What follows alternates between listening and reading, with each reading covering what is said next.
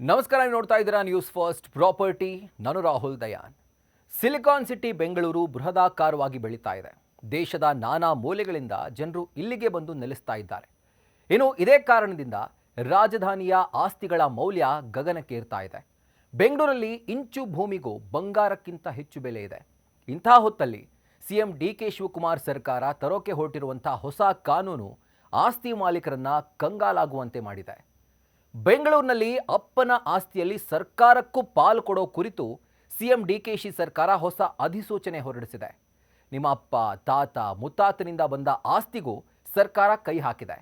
ನಿಮ್ಮ ಆಸ್ತಿಯನ್ನ ಪಾಲು ಮಾಡಬೇಕಾದ ಸರ್ಕಾರಕ್ಕೆ ಪರ್ಸೆಂಟೇಜ್ ರೂಪದಲ್ಲಿ ಪಾಲು ಕೊಡಬೇಕು ಅಂತ ಜೂನ್ 4ರಂದೇ ಹೊರಡಿಸಿರುವಂಥ ಅಧಿಸೂಚನೆಯಲ್ಲಿ ಸರ್ಕಾರ ಹೇಳಿದೆ.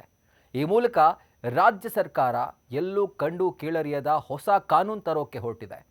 ಇದರಿಂದ ರಿಯಲ್ ಎಸ್ಟೇಟ್ ಲಾಬಿಗೆ ಸಿಎಂ ಡಿ.ಕೆ.ಶಿ ಸರ್ಕಾರ ಮಣಿತಾ ಅನ್ನುವಂಥ ಪ್ರಶ್ನೆ ಉದ್ಭವಿಸೋ ಹಾಗೆ ಮಾಡಿದೆ. ಹಾಗಿದ್ರೆ ಏನಿದು ಹೊಸ ಆಸ್ತಿ ಕಾನೂನು ಅಂತ ನೋಡೋ ಹಾಗಿದ್ರೆ, ಜೂನ್ 4ರಂದು ಅಧಿಸೂಚನೆ ಹೊರಡಿಸಿದ್ದ ಸರ್ಕಾರ ಆಕ್ಷೇಪಣೆ ಸಲ್ಲಿಸೋಕೆ 1 ತಿಂಗಳುಗಳ ಕಾಲ ಗಡುವು ನೀಡಿತ್ತು.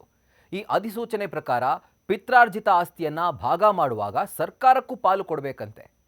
ಹಾಗಿದ್ರೆ ಯಾವೆಲ್ಲ ಆಸ್ತಿಯ ಮೇಲೆ ಈ ರೀತಿಯಾದಂಥ ಒಂದು ಹೊಸ ಕಾನೂನು ತರೋಕೆ ಹೊರಟಿದೆ ಅಂತಂದರೆ, 2000 ಚದರ ಮೀಟರ್ಗಿಂತ ಹೆಚ್ಚು ಆಸ್ತಿ ಇದ್ದರೆ ಸರ್ಕಾರಕ್ಕೆ ಅದರಲ್ಲಿ 45% ಪಾಲು ಕೊಡಬೇಕು ಅಂತ 1961ರ ಕರ್ನಾಟಕ ಪಟ್ಟಣ ಗ್ರಾಮಾಂತರ ಯೋಜನೆಯ ಚಾಪ್ಟರ್ 6ರ ಅನ್ವಯ ಸರ್ಕಾರ ಅಧಿಸೂಚನೆ ಹೊರಡಿಸಿದೆ.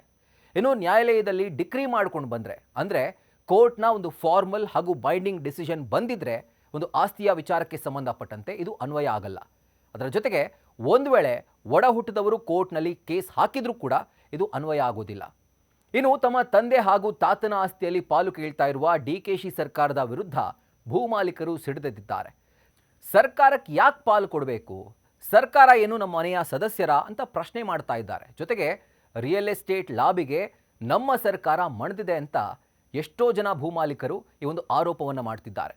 ಅದರ ಜೊತೆಗೆ ಅಧಿಸೂಚನೆಯನ್ನು ಆದಷ್ಟು ಬೇಗ ವಾಪಸ್ ಪಡೆದುಕೊಳ್ಬೇಕು ಅಂತ ಆಗ್ರಹ ಮಾಡಿದ್ದು, ಕರಡು ಅಧಿಸೂಚನೆಯನ್ನು ವಾಪಸ್ ಪಡೆದುಕೊಳ್ಳುವಂತೆ ರಾಜ್ಯಪಾಲರಿಗೂ ಮನವಿ ಮಾಡಿಕೊಂಡಿದ್ದಾರೆ ಭೂಮಾಲೀಕರು. ಇನ್ನು ಸರ್ಕಾರದ ಹೊಸ ಭೂ ಕಾಯ್ದೆ ಸಂಚಲನಕ್ಕೆ ಕಾರಣವಾಗಿದೆ.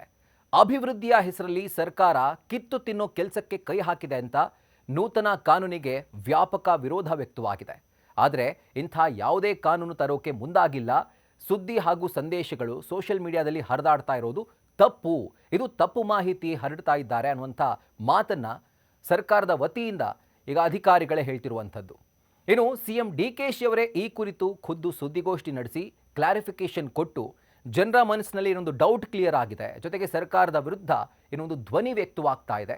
ಅದರ ಕುರಿತಾಗಿ ಅವರೊಂದು ಸ್ಪಷ್ಟನೆ ಕೊಡಬೇಕಿದೆ. ಇದೇ ರೀತಿಯಾದಂಥ ಮತ್ತಷ್ಟು ಇಂಟ್ರೆಸ್ಟಿಂಗ್ ಕಾಂಟೆಂಟ್ಗಳಿಗಾಗಿ ನ್ಯೂಸ್ ಫಸ್ಟ್ ಪ್ರಾಪರ್ಟಿನ ಸಬ್ಸ್ಕ್ರೈಬ್ ಮಾಡಿ, ಬೆಲ್ ಐಕಾನ್ ಕ್ಲಿಕ್ ಮಾಡೋದನ್ನು ಮರಿಬೇಡಿ. ಕ್ಷಣ ಕ್ಷಣದ ಮಾಹಿತಿಗಾಗಿ ನೋಡ್ತಾ ಇರಿ ನ್ಯೂಸ್ ಫಸ್ಟ್, ನಿರ್ಭೀತಿಯಿಂದ ನಿಮ್ಮ ಪರವಾಗಿ.